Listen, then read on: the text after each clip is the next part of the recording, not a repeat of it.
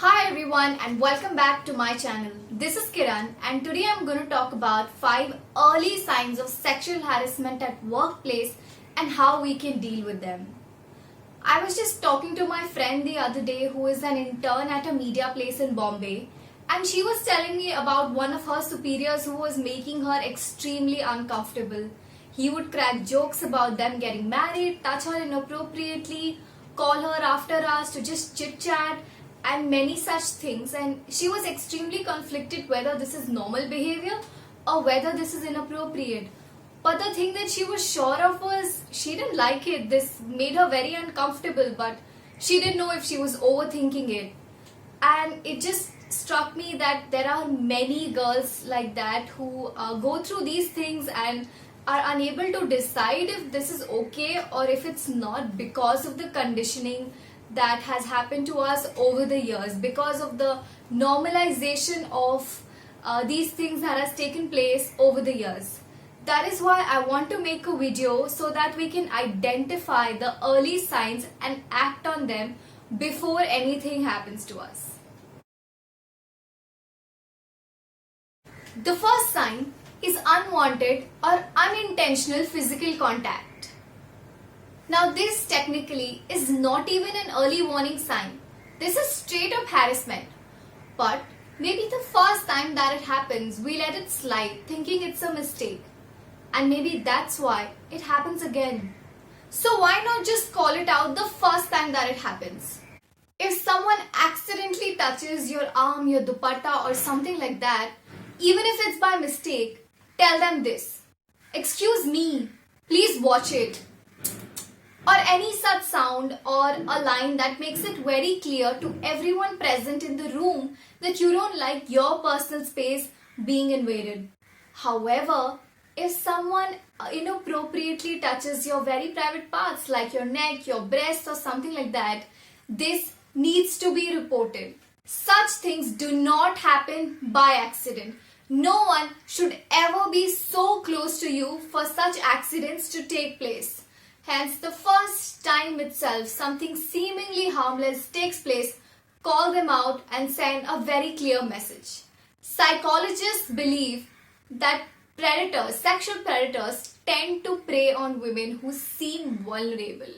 So the first time itself it happens, we have to send a very loud, a very clear, assertive message, and no one will ever touch you again. Point number 2 is compliments. If someone gives you a compliment once in an extraordinary while, that's okay. But if someone constantly gives you compliments on your outfit, your appearance, your voice or something like that, pay attention. If you find it a little weird, if it makes you uncomfortable or it's unsolicited and makes you tired, just tell them these 3 lines. "I don't appreciate you making these comments. Please stop saying these things to me. I only want us to communicate about work." That's it. These lines say a lot. They're very self-explanatory. You don't need to over-explain or say anything more other than these 3 lines for this behavior to stop.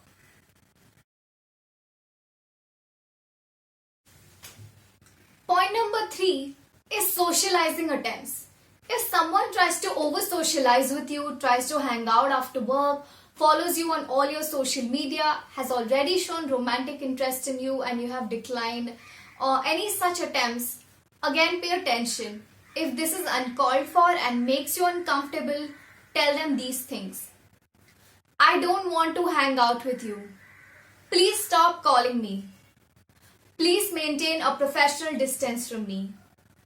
I don't appreciate your behavior." That's it. This one simple assertive line is enough for you to communicate to the other person that you do not like the behavior and they need to stop.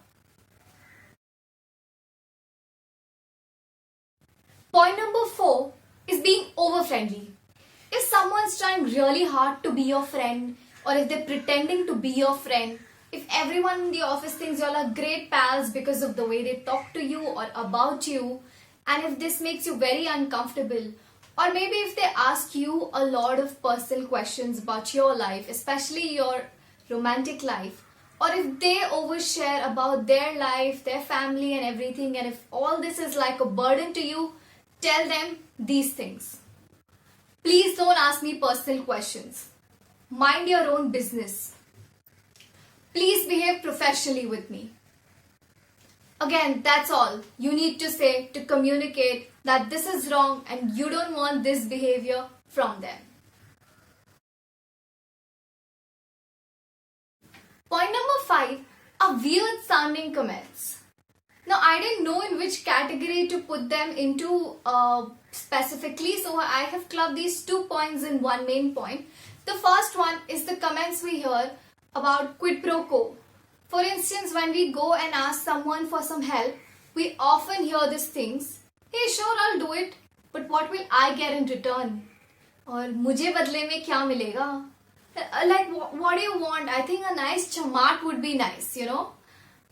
These are the worst. No, they're not funny, they're not cheeky. They are extremely offensive. They can make someone really uncomfortable, especially if the person is young or new. So just tell them this.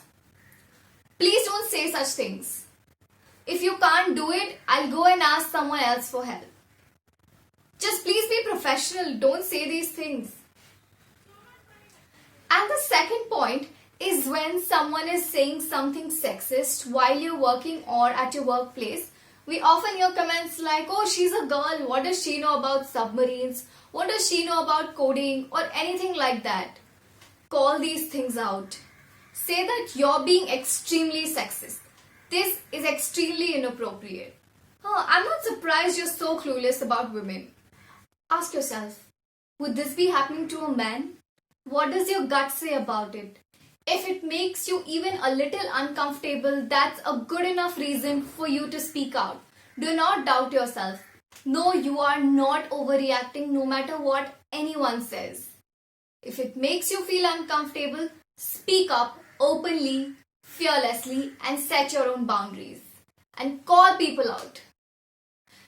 In 2020, when all of India was under a lockdown for the longest period of time and most of us were working from home, the National Commission for Women received 201 complaints explicitly of sexual harassment at workplace. That is a huge number. In 2014 to 17, there was a 54% increase in cases of sexual harassment at workplace.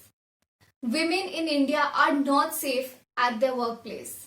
So we need to identify these small details, these small patterns, and call people out and hold them accountable openly and fearlessly. That's it from me today, guys. Thank you so much for watching, and please share about your experience, or if you have any other tips or suggestions that girls can follow in these uncomfortable situations. I'll see you next week with another important topic. If you have any topic that you would like me to cover or talk about, please let me know in the comments. Please reach out. And again, thank you for watching. I'll see you next week.